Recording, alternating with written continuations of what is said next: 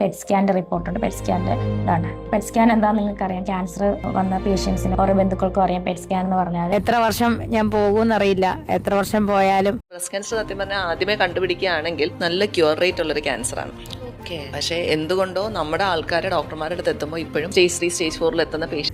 എൻ്റെ ഋതപ്പന് വേണ്ടിയിട്ട് നിങ്ങൾ പ്രാർത്ഥിക്കുക.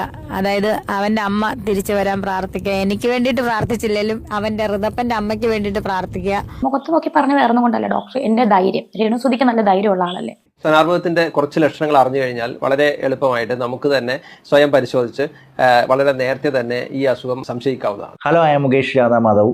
രേണുസുതി എന്നും വിവാദങ്ങളിൽ നിറഞ്ഞു നിൽക്കുന്ന ഒരു സ്ത്രീ. അതിലപ്പുറം ചെറിയൊരു തെറ്റ് വന്നാലും അത് മാധ്യമങ്ങൾ വലിയ രീതിയിൽ വിമർശിക്കുന്നു എന്നുള്ളതും എടുത്തു പറയേണ്ടതാണ്. ഇപ്പോഴിതാ പലരും രേണുസുതിയെ കുറ്റപ്പെടുത്തി വരുന്നുണ്ട്. പക്ഷേ എന്നും ചെയ്യുന്നതിലൂടെയുള്ള കുറ്റപ്പെടുത്തലുകളല്ല, മറിച്ച് സ്നേഹത്തോടു കൂടിയുള്ള കുറ്റപ്പെടുത്തലുകളാണ്. അവിടെയൊക്കെ ജനങ്ങൾ പറയുന്നത്, ഈ മുഴ നിന്റെ ശരീരത്തുള്ളത് നിനക്കറിയാമായിരുന്നു, എന്നിട്ടും എന്തേ ഇത്രയും നാൾ വൈകിയത്? ഒരുപക്ഷെ കുറേ നാളുകൾക്ക് മുന്നേ ഡോക്ടറിൻ്റെ അടുത്ത് പോയിരുന്നെങ്കിൽ ഇന്ന് ഇത്രയും കോംപ്ലിക്കേറ്റ് ആകുമായിരുന്നോ എന്നുള്ളതാണ് പലരും ചോദിക്കുന്നത്. അവിടെ രേണുവിൻ്റെ ബ്രസ്റ്റ് ക്യാൻസർ എന്ന് പറയുന്നത് കുറച്ച് കോംപ്ലിക്കേറ്റ് ആയിട്ടാണ് തോന്നുന്നത്. എന്തായാലും ഇതിനെക്കുറിച്ച് ഡോക്ടർ എന്താണ് പറയുന്നത് കൂടെ നമുക്കൊന്ന് കേട്ടു നോക്കാം. ബ്രസ്റ്റ് ക്യാൻസർ സത്യം പറഞ്ഞാൽ ആദ്യമേ കണ്ടുപിടിക്കുകയാണെങ്കിൽ നല്ല ക്യൂർ റേറ്റ് ഉള്ളൊരു ക്യാൻസറാണ്. പക്ഷേ എന്തുകൊണ്ടോ നമ്മുടെ ആൾക്കാരെ ഡോക്ടർമാരുടെ അടുത്ത് എത്തുമ്പോൾ ഇപ്പോഴും സ്റ്റേജ് 3 സ്റ്റേജ് 4 എത്തുന്ന പേഷ്യൻസ് ഉണ്ട്. ഫസ്റ്റ് സ്റ്റേജിൽ പോലും നമുക്ക് മനസ്സിലാക്കാൻ പറ്റുന്ന സിംറ്റംസ് എന്തൊക്കെയാണ്? ബ്രസ്റ്റ് ക്യാൻസർ എന്ന് പറയുമ്പോൾ നമ്മൾ ആദ്യം ആലോചിക്കുക ബ്രസ്റ്റിലെ മുഴയെ പറ്റിയിട്ടാണ്. ബ്രസ്റ്റ് ഒരു ലംബ് കണ്ടു കഴിഞ്ഞാൽ അത് ക്യാൻസർ എന്ന് ആദ്യം വിചാരിക്കും. 10 പേര് ബ്രസ്റ്റ് ലംബമായിട്ട് വരികയാണെങ്കിൽ 9 പേർക്കും ക്യാൻസർ അല്ലാത്ത മുഴകളായിരിക്കും. നേരത്തെ പീരീഡ് ആവുക, എന്നിട്ട് ആ പീരീഡ് നിൽക്കാൻ വൈകുക, കുട്ടികൾ ഉണ്ടാവാത്ത സ്ത്രീകൾ, പിന്നെ ബ്രസ്റ്റ് ഫീഡ് ചെയ്യാത്ത സ്ത്രീകൾ, പിന്നെ നമുക്ക് തൊലിപ്പുറത്തുണ്ടാവുന്ന മാറ്റങ്ങൾ, ഓറഞ്ചിന്റെ തൊലി പോലെ സ്കിൻ മാറുക, നിപ്പിൾ ക്രാക്ക്, നിപ്പിൾ ഉള്ളിലേക്ക് വലിയ, പിന്നെ നിപ്പിളിൽ നിന്ന് ഡിസ്ചാർജ് വരാം. ഇതൊക്കെ റിസ്ക് ഫാക്ടേഴ്സ്. ഇതിപ്പോൾ രേണുസുതിക്ക് മാത്രമല്ല, പല സ്ത്രീകൾക്കും ഇതേ അവസ്ഥ വന്നിട്ടുണ്ട്. പലരും തിരിച്ചറിയാൻ വൈകുന്നത് കൊണ്ട് തന്നെ അത് കുറച്ച് കോംപ്ലിക്കേറ്റ് ആകുന്നു എന്നുള്ളത് എടുത്തു പറയേണ്ട ഒരു കാര്യമാണ്. ഇവിടെ ഫസ്റ്റ് സ്റ്റേജിൻ്റെ കുറേ ലക്ഷണങ്ങൾ പറയുന്നുണ്ട്. ഒരുപക്ഷെ ഇതിലേതെങ്കിലുമൊക്കെ ലക്ഷണങ്ങൾ രേണുസുതിക്ക് ഉണ്ടായിരുന്നിരിക്കാം. അവിടെ രേണുസുതി തന്നെ പറയുന്നത് തൻ്റെ 15ാമത്തെ വയസ്സിൽ രേണുസുതി തന്നെ ഒരു മുഴ തിരിച്ചറിഞ്ഞിരുന്നു, പക്ഷെ ആരോടും പറഞ്ഞില്ല. ഡോക്ടർ അത് കണ്ടിരുന്നു, ആ മുഴ അവിടെ വെച്ചുകൊണ്ടിരിക്കില്ല എന്നൊക്കെ പറഞ്ഞതാണ്. എന്നാൽ കുറേ വർഷങ്ങൾക്ക് ശേഷം അതൊരു ക്യാൻസറായി മാറി എന്ന് ഡോക്ടർ തന്നെ പറയുമ്പോഴാണ് രേണു തനിക്ക് പറ്റിപ്പോയ അബദ്ധത്തെക്കുറിച്ച് മനസ്സിലാക്കുന്നത്. എന്തായാലും ഇനിയൊന്നും പറഞ്ഞിട്ട് കാര്യമില്ല. രേണു ഇപ്പോൾ അതിൻ്റെ ചികിത്സയിലാണ്. അതിനെക്കുറിച്ച് കൂടുതൽ കാര്യങ്ങൾ അറിയാവുന്നത് രേണുവിൻ്റെ ചേച്ചിക്ക് മാത്രമാണ്. കാരണം ചേച്ചിയും ചേട്ടനെയും വിളിച്ചാണ് ഡോക്ടർ ഓരോ കാര്യങ്ങളും പറയുന്നത്. എൻ്റെ കൂടെ ഒരു കാര്യവും പറയത്തില്ല, അതുകൊണ്ട് തന്നെ രോഗത്തെക്കുറിച്ച് എനിക്ക് അറിയത്തില്ല എന്നാണ് രേണുസുതി തന്നെ പറയുന്നത്. എന്തായാലും ചേച്ചിക്ക് എന്താണ് പറയാനുള്ളത് നമുക്കൊന്ന് കേട്ടു നോക്കാം. നമുക്ക് ഫസ്റ്റ് കീമോ സ്റ്റാർട്ട് ചെയ്യുന്നത് ആഴ്ചയിൽ 3 ആഴ്ച കൂടുമ്പോൾ ഒരു കീമോ വെച്ച്, അങ്ങനെ 6 എണ്ണമാണ് മൊത്തം. ഫസ്റ്റ് കീമോ, ഈ 6 കീമോ കഴിഞ്ഞിട്ട് പിന്നെ സർജറിയാണ് അവർ പ്ലാൻ ചെയ്തിരിക്കുന്നത്. അപ്പം എല്ലാവരുടെയും പ്രാർത്ഥന ഉണ്ടാകണം. നിങ്ങളുടെ ഓരോരുത്തരെയും പ്രാർത്ഥനയാണ് അവർക്ക് ഇതുവരെ പോകാനുള്ള ധൈര്യം കൊടുത്തത്. ഇവിടെയൊക്കെ രേണുസുതി തന്നെ പറയുന്നുണ്ട് തൻ്റെ ശരീരത്തിലുണ്ടായ മാറ്റം താൻ ഇതെങ്ങനെ തിരിച്ചറിഞ്ഞു.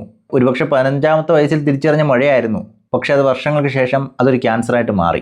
അവിടേക്ക് രേണുസുതിയുടെ എക്സ്പീരിയൻസ് പറയുന്നുണ്ട്. എങ്ങനെയാണ് ഇത് സംഭവിച്ചത്, താൻ എന്നാണ് ഇത് നോട്ടീസ് ചെയ്തത്.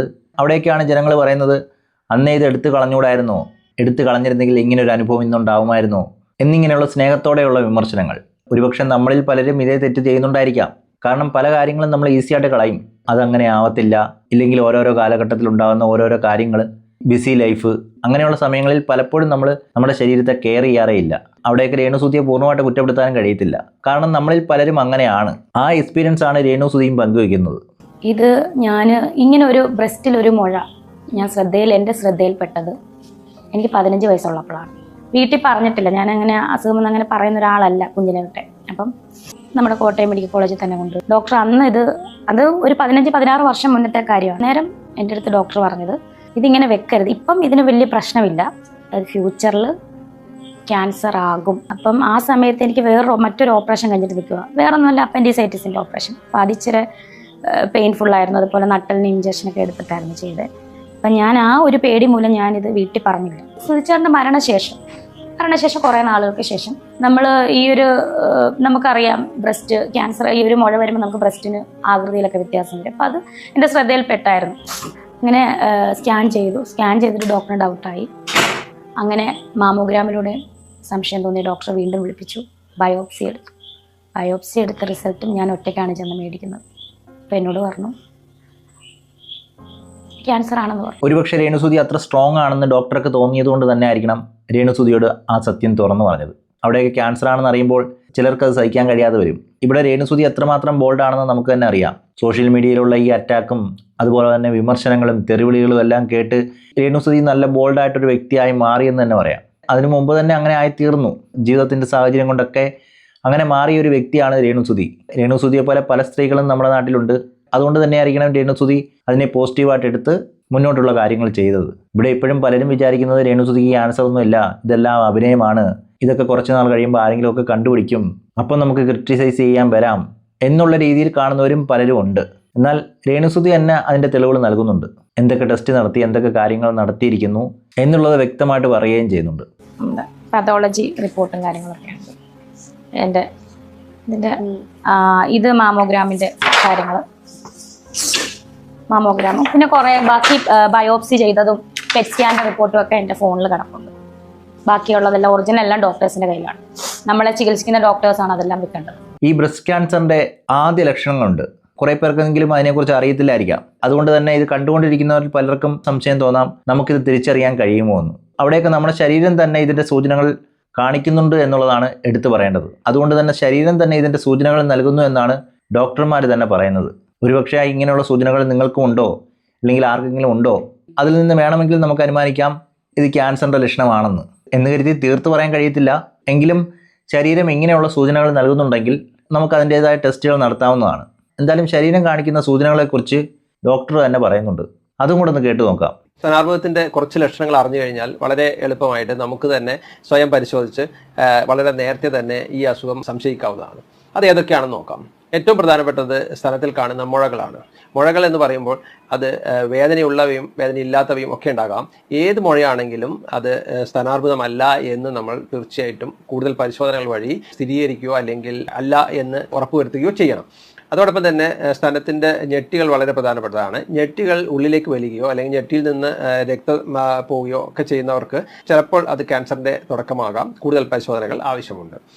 അതോടൊപ്പം തന്നെ സ്തനത്തിൻ്റെ വലിപ്പത്തിലുള്ള വ്യത്യാസം, സ്തനത്തിൻ്റെ തൊലിയിലുണ്ടാകുന്ന മാറ്റങ്ങൾ, തൊലി ചുളിയുകയോ തൊലിയിൽ കുത്തുകൾ വരികയോ പാടുകൾ വരികയോ അല്ലെങ്കിൽ തൊലി കുഴികൾ മാതിരി രൂപാന്തരപ്പെടുകയോ ഒക്കെ ചെയ്യുന്ന, പ്രത്യേകിച്ചിട്ടും ഓറഞ്ചിൻ്റെ തൊലി പോലെയുള്ള മാറ്റങ്ങൾ ഉണ്ടാവുകയാണെങ്കിൽ തീർച്ചയായിട്ടും കൂടുതൽ പരിശോധനകൾ ചെയ്യണം.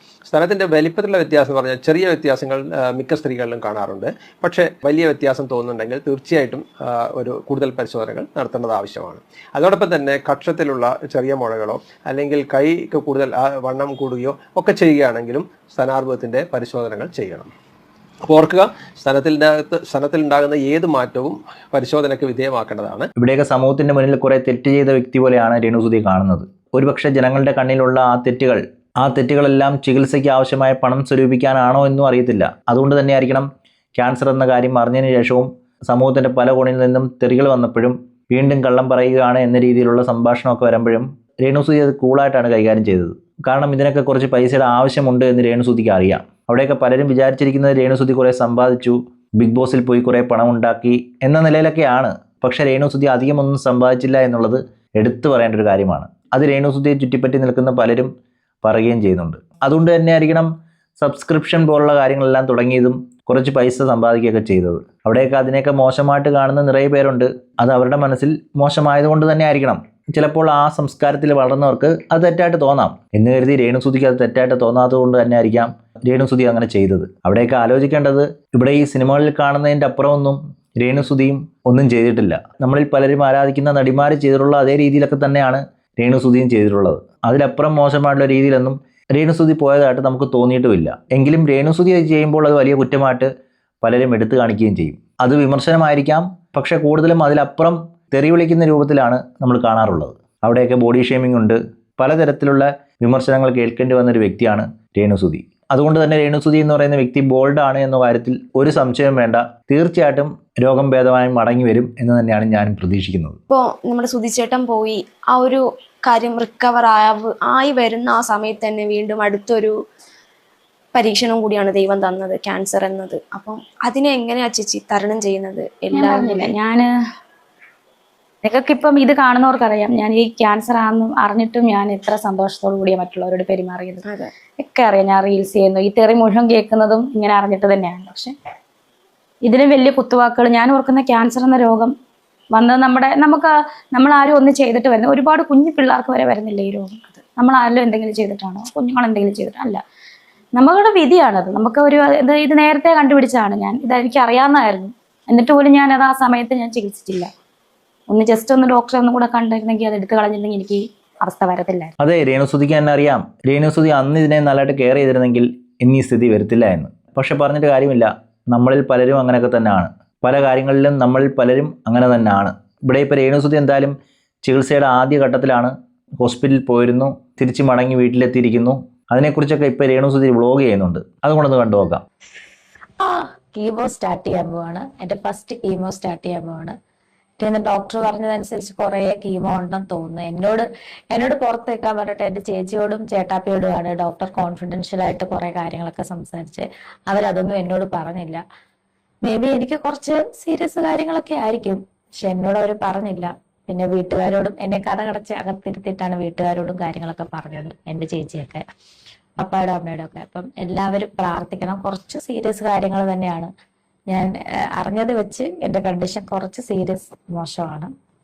പക്ഷെ എങ്കിൽ പോലും പേടിച്ചിരിക്കുന്നവർക്ക്, അല്ലെങ്കിൽ ഇവിടെ ഒരു മുഴ വന്ന അയ്യോ എനിക്ക് പേടിയാണ് എന്ന് വെച്ച് ഇരിക്കുന്നവർക്ക് ഒരു മാതൃകയാകാൻ ആണ് ഞാൻ ആഗ്രഹിക്കുന്നത്. നിങ്ങൾ ഒരിക്കലും അത് വെച്ചുകൊണ്ടിരിക്കരുത്. ചികിത്സയുണ്ട്, എല്ലാത്തിനും ചികിത്സയുണ്ട്. അപ്പൊ എല്ലാ രോഗങ്ങൾക്കും ചികിത്സയുണ്ട് നമ്മുടെ ആശുപത്രിയിൽ. അപ്പൊ നിങ്ങൾ ഇത് വെച്ചിട്ട് പേടിച്ചിരിക്കുന്നത് ആരുമില്ല. അയ്യോ എനിക്ക് പേടിയാണ്, ക്യാൻസർ ആണ്, ഒന്നും പേടിക്കണ്ട. നിങ്ങൾ ആ ഒരു മുഴയുണ്ടെങ്കിൽ സ്ത്രീകളായിട്ടുള്ള നിങ്ങൾ അത് വന്ന് കാണിക്കുക, നിങ്ങൾ പരിശോധിക്കുക, തുടർ ചികിത്സ ചെയ്യുക. അല്ലാതെ അത് വെച്ചുകൊണ്ടിരിക്കരുത്. അവിടെയൊക്കെ രേണുസുതിയെ ഫോളോ ചെയ്യുന്നവർക്ക് കുറേ കാര്യങ്ങൾ മനസ്സിലാവും. കാരണം ഇതേ സാഹചര്യത്തിൽ കടന്നുപോയവരും ഉണ്ടായിരിക്കും, കടന്നു പോകുന്നവരും ഉണ്ടായിരിക്കും. ഒരുപക്ഷെ രേണുസുതിയുടെ ഈ അവസ്ഥ കാണുമ്പോൾ പലരും സ്വന്തമായിട്ടൊന്ന് ചിന്തിക്കാം, തനിക്കും ഇങ്ങനെയുള്ള എന്തെങ്കിലും സിംറ്റംസ് ഉണ്ടോ, ഇല്ലെങ്കിൽ അത് വെച്ചുകൊണ്ടിരുന്നാൽ നമുക്കും നാളെ ഇങ്ങനെ അനുഭവം ഉണ്ടാവുമോ എന്നുള്ള ചിന്ത പലർക്കും തോന്നാം.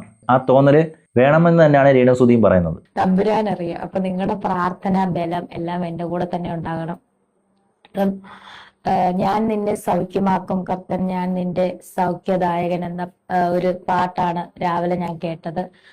എന്നെ അടിപ്പിണര സൗഖ്യം തന്നെ തരും. സോ ക്രിസ്ത്യൻസിന്റെയും ഹിന്ദുക്കളുടെയും അല്ലെങ്കിൽ മുസ്ലിങ്ങളുടെയും ഇല്ല, എല്ലാവരും ഒത്തൊരുമിച്ച് എനിക്ക് വേണ്ടിയിട്ട് ഇന്നലെയും തന്നെ ഒരുപാട് പേര് വഴിപാട് കഴിപ്പിച്ചു. നാളെ മകമാണ്, ചിങ്ങമാസത്തിലെ മകത്തിലാണ് ഞാൻ ജനിച്ചത്.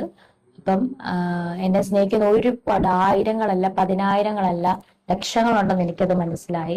സോ എല്ലാവരും എനിക്ക് എന്നെ പ്രാർത്ഥിക്കാൻ. സമയം പോകുന്നതുകൊണ്ട് എനിക്ക് ഒരുപാട് സംസാരിക്കാൻ പറ്റത്തില്ല. കീമോ തുടങ്ങാൻ പോവാണ്.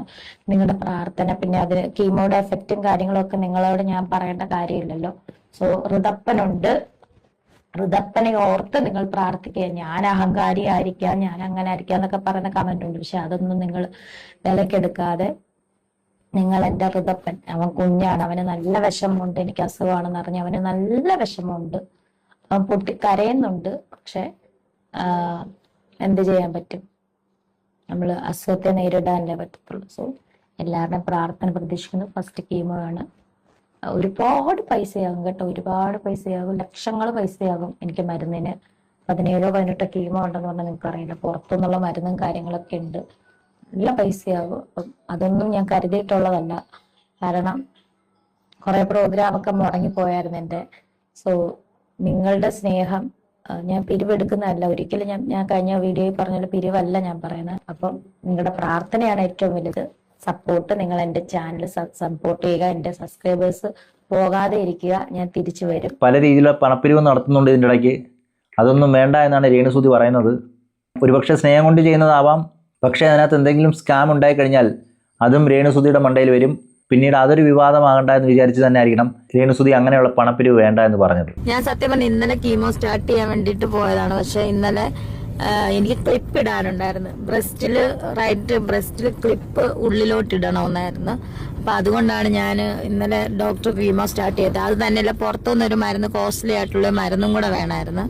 ഇത് ആന്റിബോഡി മരുന്ന് വേണം. അപ്പൊ ഈ കീമോയുടെ കൂടെ അതും കൂടെ കൊടുക്കണമായിരുന്നു. അത് ഇച്ചിരി വലിയ കോസ്റ്റ്ലി മരുന്നാണ്. സോ അതുകൊണ്ടായിരുന്നു കീമോ ഇന്നലെ സ്റ്റാർട്ട് ചെയ്തിരുന്നത്. ഇന്നിപ്പോൾ സ്റ്റാർട്ട് ചെയ്യും. ചുറ്റുമുള്ള എല്ലാവരുടെയും പ്രാർത്ഥന ഉള്ളതുകൊണ്ട് മാത്രമാണ് ഞാനിപ്പോൾ ഇപ്പോഴും നിലനിൽക്കുന്നത്. പിന്നെ കുറച്ച് കോൺഫിഡൻഷ്യൽ ആയിട്ടുള്ള കാര്യങ്ങൾ ചേച്ചിയോടും ചേട്ടനോടും ഒക്കെ പറഞ്ഞു, അത് പുറത്തു വിടാൻ പറ്റത്തില്ല. രോഗിയുടെ കുറച്ച് കോൺഫിഡൻഷ്യൽ കാര്യങ്ങളാണ്, അത് എന്നോട് പോലും പറഞ്ഞില്ല. സോ അതുകൊണ്ട് എല്ലാവരും പ്രാർത്ഥിക്കണം. എൻ്റെ കണ്ടീഷൻ കുറച്ച് ഇതാണ്. സോ ഇങ്ങനെ ഇരിക്കുന്നതേ ഉള്ളൂ. കാരണം എവിടുന്നോ കിട്ടിയ ഒരു ധൈര്യം, പണ്ടേ ഉള്ളൊരു ധൈര്യത്തോടു കൂടിയാണ് ഞാൻ നിൽക്കുന്നത്. അപ്പം എന്നെപ്പോലെ എന്തെങ്കിലും രോഗികളായിട്ടുള്ളവർ മനപ്രയാസപ്പെടേണ്ട, നിങ്ങൾ ഹോസ്പിറ്റലിൽ കാണിക്കുക, ചികിത്സയുണ്ട്. എന്തിനും ഒരു ചികിത്സ ഇപ്പോഴത്തെ കാലത്ത് ഉള്ളതാണ്. ഞങ്ങളുടെ വീട്ടിൽ വേറെ ആർക്കും കാർ ഓടിക്കാൻ പറ്റത്തില്ല, അതുകൊണ്ട് സച്ച് അറിയത്തില്ല. കാരണം സച്ചുവാണ് ഇതിൻ്റെ സാരഥി. എൻ്റെ അവൻ ഷൂട്ടിനും എന്നെ ഹാപ്പി ആയിട്ട് കൊണ്ടുപോയി. ഇപ്പം അവൻ ഇച്ചിരി വരുന്ന സങ്കടത്തോട് കൂടെയാണ്, അസുഖമായതുകൊണ്ട്. പിന്നെ പിന്നെ എന്നെ നിയന്ത്രിക്കുന്നത് അറിയാലോ, കരീഷ്മ എപ്പോഴും വിളിക്കും, എന്നും വിളിക്കും. എന്നെ മാത്രമല്ല വിളിക്കുന്നത്, എന്നെ നോക്കണമെന്ന് പറഞ്ഞ എൻ്റെ വീട്ടുകാരെ എല്ലാ ചേച്ചിനെ വിളിക്കും, ചേട്ടാപ്പിനെ വിളിക്കും, വിളിച്ചെല്ലാത്തിനെയും ഓടിക്കും. ആരെങ്കിലും വിസിറ്റേഴ്സ് ഉണ്ടെങ്കിൽ ഓടിക്കുള്ളൂ. അതുപോലെ എന്നെ കെയർ ചെയ്ത് നോക്കുവാണ്. ഇത് മെഡിക്കൽ കോളേജ് എത്തി, ഗവൺമെൻറ് മെഡിക്കൽ കോളേജ് കോട്ടയം. അപ്പോൾ ഇവിടെയാണ് എൻ്റെ ചികിത്സ, ഇവിടെയാണ് ഞാൻ ഇനി എൻ്റെ തറവാടായിട്ട് കാണുന്നത്. സോ എത്ര വർഷം ഞാൻ പോകുമെന്നറിയില്ല. എത്ര വർഷം പോയാലും എൻ്റെ ഋതപ്പന് വേണ്ടിയിട്ട് നിങ്ങൾ പ്രാർത്ഥിക്കുക. അതായത് അവൻ്റെ അമ്മ തിരിച്ചു വരാൻ പ്രാർത്ഥിക്കുക. എനിക്ക് വേണ്ടിയിട്ട് പ്രാർത്ഥിച്ചില്ലെങ്കിലും അവൻ്റെ ഋതപ്പൻ്റെ അമ്മയ്ക്ക് വേണ്ടിയിട്ട് പ്രാർത്ഥിക്കുക. എന്നോട് ശത്രുത ഉള്ളവരുണ്ടാകും, ഞാനൊരു തെറ്റിനും ആരുടെ അടുത്തും വന്നിട്ടുമില്ല, വരത്തുമില്ല. So like, share, subscribe. കൂടുതലൊന്നും പറയുന്നില്ല, ചികിത്സയ്ക്ക് പോവാണ്. ഹാപ്പി. എന്നെ പറ്റുന്ന രീതിയിൽ ഞാൻ എൻ്റെ അപ്ഡേഷൻസ് തരാം. എങ്ങനെ കീമോ എടുത്തു കഴിയുമ്പോഴത്തേന് അയ്യോ ഒരു 2 ഓലക്കീറങ്ങ് എടുക്കുമെന്ന് പറഞ്ഞു കിടക്കുമെന്ന് എനിക്കറിയത്തില്ല. എന്തായാലും എൻ്റെ മനക്കരുത്ത് ഉണ്ട്, പക്ഷെ ബാക്കിയുള്ളതൊക്കെ ദൈവത്തിൻ്റെ കയ്യിലാണ്. സോ പ്രാർത്ഥിക്കുക. എന്തായാലും ഇതുപോലുള്ള അവസ്ഥയിലൂടെ കടന്നു പോകുന്ന നിരവധി സ്ത്രീകൾ നമ്മുടെ കൂടെ തന്നെയുണ്ട്. ചിലപ്പോൾ പലരും ഇത് തിരിച്ചറിയാതെ പോകുന്നവരും കാണുമായിരിക്കും. ഒരുപക്ഷെ അവർക്കൊക്കെ ഒന്ന് ചിന്തിക്കാനുള്ള ഒരു എക്സാമ്പിൾ ആയിരിക്കും രേണുസുതി. ഇങ്ങനെയുള്ള എന്തെങ്കിലുമൊക്കെ സിംറ്റംസ് ഉണ്ടെങ്കിൽ നിങ്ങൾ പോയി ചെക്ക് ചെയ്യുക. ഇവിടെ ഇപ്പോൾ രേണുസുതിക്ക് വന്ന അവസ്ഥ നിങ്ങൾക്കും ഉണ്ടാവാതിരിക്കുക. എന്തായാലും കുറച്ച് കോംപ്ലിക്കേറ്റഡ് ആണ് എന്നുള്ള രീതിയിലാണ് എനിക്ക് തോന്നുന്നത്. ഒരുപക്ഷെ രേണുസുതി എന്ന് പറയുന്ന വ്യക്തി കുറച്ചുകൂടെ ബോൾഡ് ആയതുകൊണ്ട് തന്നെ ആയിരിക്കണം ഇതൊക്കെ ഇത്ര ഈസി ആയിട്ട് കാണുന്നത്. എങ്കിൽ തന്നെയും പല സന്ദർഭങ്ങളിലും നമുക്ക് ആ വിഷമ മുഖത്ത് കാണാവുന്നതാണ്. ഇനി എന്ന് തിരിച്ച് പഴയ രേണുസുതിയായിട്ട് വരുമെന്ന് എനിക്കറിയത്തില്ല. വന്നതിന് ശേഷം നമുക്ക് രൂക്ഷമായിട്ട് വിമർശിക്കാം. അതുവരെ കാത്തിരിക്കാം. ഈ വീഡിയോ ഇവിടെ നിർത്തുന്നു. അടുത്ത വീഡിയോയുമായി കാണുന്നവരേക്കും ഓക്കെ, ബൈ, സീ യു.